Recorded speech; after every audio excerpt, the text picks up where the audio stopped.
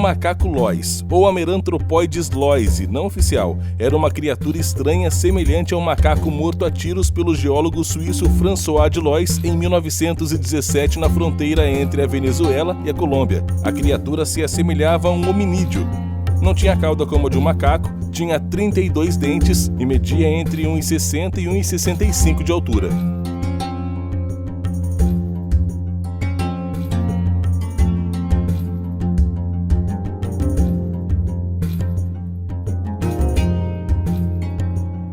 François de Lois liderava uma expedição de exploração de petróleo perto dos rios Tarra e Maracaibo, quando duas criaturas se aproximaram de seu grupo. François de Lois disparou contra as criaturas na tentativa de se defender. O macho fugiu para a selva e a fêmea foi morta por um carro. A criatura foi fotografada e de Lois salvou as imagens. Quando François de Lois voltou para a Suíça, ele não contou a ninguém sobre a criatura. No entanto, em 1929, o antropólogo Georges Montandon descobriu a foto enquanto procurava informações nas anotações de Lois sobre tribos indígenas na América do Sul e convenceu Lois a publicá-la em um jornal inglês. Segundo o naturalista britânico Sir Arthur Kate, a fotografia mostrava apenas uma espécie de macaco-aranha, Ateles beelzebu, nativo da região explorada, com a cauda intencionalmente cortada ou escondida na fotografia. Macacos-aranha são comuns na América do Sul, com quase 110 centímetros de altura quando em pé. Montandon ficou encantado com o macaco. Ele propôs o nome Loise em 3 artigos separados para revistas científicas. No entanto, os cientistas estavam céticos. Os historiadores Pierre Saint-Livres e Isabelle Giraud publicaram um artigo em 1998, alegando que toda a história do estranho encontro era uma farsa perpetrada pelo antropólogo Montandon, devido à sua visão racista da evolução humana. Além da questão de que tipo de macaco primata de Lois é. Se é um macaco sul-americano. Não há macacos nativos nas Américas, apenas macacos. A África é o lar de chimpanzés, gorilas e bonobos, enquanto a Ásia é o lar de orangotangos, gibões e siamangues. Há algo na mente humana que adora lendas estranhas e misteriosas, especialmente aqueles que envolvem monstros, gigantes e outras coisas que acontecem à noite. Ao longo da história, tem havido muitos contos de criaturas estranhas e assustadoras à espreita em lugares isolados ao redor do mundo. Mas e se tudo fosse verdade? Existem inúmeras histórias de monstros da mitologia, contos de fadas e folclore local de quase todas as culturas da Terra. Em quase todos os casos, esses seres são versões exageradas de um humano, maiores que a vida com habilidades ou atributos não naturais que os diferenciam de homens ou mulheres típicos. Ou então pensamos, e se esses mitos não fossem apenas histórias, mas relatos reais de encontros reais com seres estranhos? Houve inúmeros relatos ao longo dos anos de humanos gigantes vagando por regiões remotas do mundo, alguns até afirmam ter visto um com seus próprios olhos. A década de 1980 foi um período em que o mundo foi tomado pelo medo de uma guerra nuclear. A eclosão da guerra Irã-Iraque e a ocupação soviética do Afeganistão aumentaram a sensação de que o Armagedon poderia estar ao virar da esquina. Naquela época, havia um gigante estranho que diziam ter vivido em uma região remota de Kandahar. Stephen Quayle contou esta história na popular estação de rádio paranormal americana Coast to Coast em 2002. Por mais de 30 anos, ele tem investigado civilizações antigas, gigantes, OVNIs e guerra biológica. De acordo com Quayle, o governo dos Estados Unidos classificou todo o incidente e o manteve escondido do público por um longo tempo. Então tudo começou quando um destacamento de soldados americanos não retornou de uma missão um dia durante a operação militar dos Estados Unidos no Afeganistão. Eles tentaram contatá-los via rádio, mas ninguém respondeu. Em resposta, uma força-tarefa de operações especiais foi enviada ao deserto com a tarefa de encontrar e recuperar a unidade desaparecida. Supunha-se que o destacamento poderia cair em um cerco, e os soldados foram mortos ou capturados pelo inimigo. Chegando na área onde o destacamento desaparecido havia saído, os soldados começaram a inspecionar a área e logo se depararam com a entrada de uma grande caverna. Algumas coisas estavam na entrada da caverna, que, após uma inspeção mais detalhada, revelou ser as armas e equipamentos do destacamento desaparecido.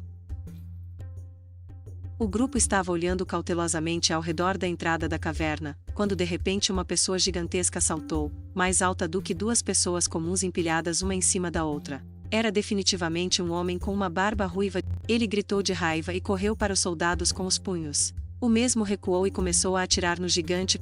Mesmo com um poder de fogo tão grande, todo o esquadrão levou 30 segundos de bombardeio contínuo para finalmente derrubá-lo no chão. Depois que o gigante foi morto, a equipe vasculhou o interior da caverna e encontrou os corpos dos homens do esquadrão desaparecido, roídos até o osso, bem como ossos humanos mais velhos. Os soldados chegaram à conclusão de que esse gigante devorador de homens vivia nesta caverna há muito tempo, devorando as pessoas que passavam. Quanto ao corpo do gigante, pesava pelo menos 500 quilos e foi então transportado de avião para a base militar local e depois enviado para uma aeronave maior, e ninguém mais o viu ou ouviu falar dele. Quando os soldados retornaram aos Estados Unidos, eles foram forçados a assinar acordos de confidencialidade e todo o incidente foi listado como confidencial. Os céticos descartaram essa história como fabricada e uma mera farsa. Em resposta, muitas pessoas perguntaram que tipo de interesse próprio elas têm, nesta história em particular, se mentiram. Enquanto outros sugeriram, é possível que fossem alucinações em massa como resultado da exposição à radiação prejudicial, afetando as mentes dos soldados ou sua consciência. Em muitas crenças e mitos religiosos ao redor do mundo, a referência a lendas e contos de grandes animais, que muitas vezes são chamados de gigantes, parece ser um conceito e tema recorrente. Independentemente da origem dos humanos e das influências culturais de seus ancestrais e mitos. De fato, evidências de hominídeos maiores e mais poderosos são encontradas na história arqueológica e evolutiva, bem como em muitos registros históricos antigos que detalham eventos com grande precisão e são muitas vezes considerados obras de não-ficção que também se referem a hominídeos.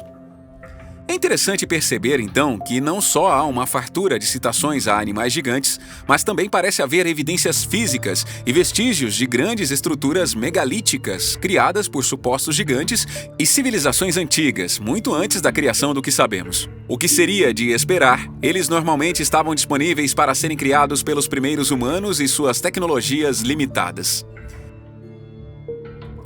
Em 1520, Fernão de Magalhães tirou uma folga de seu itinerário marítimo mundial e aportou na Patagônia, onde conheceu o gigante.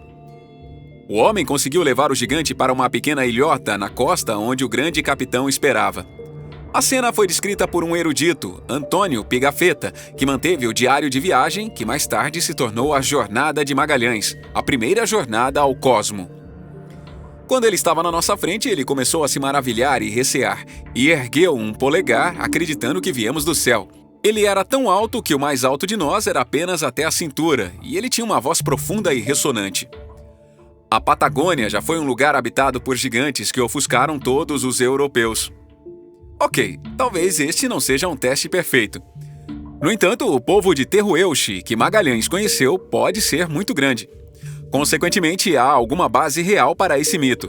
Nesta pequena ilhota, Magalhães rogou a seus homens, então cometeu o erro de mostrar um espelho. Pigafetta escreveu: assim que o gigante se viu, ele ficou chocado, ele pulou para trás. Mas, à medida que as coisas se acalmaram, os exploradores contataram o resto da tribo, os caçaram e até construíram uma casa onde permaneceram na costa para armazenar seus suprimentos. Depois de várias semanas com a tribo, Magalhães traçou um plano. Ele deveria sequestrar 2 deles e trazê-los de volta à Valência para testar esses gigantes que havia descoberto.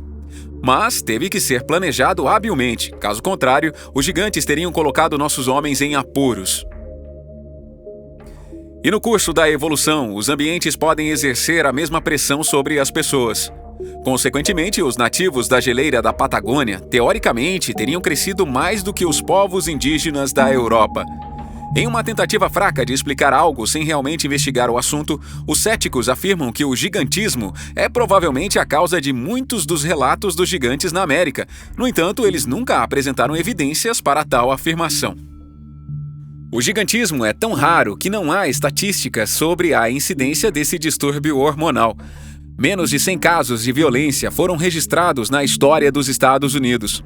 Na verdade, a grande maioria das pessoas altas hoje, até ou perto de 2 metros, não tem um distúrbio gigantesco.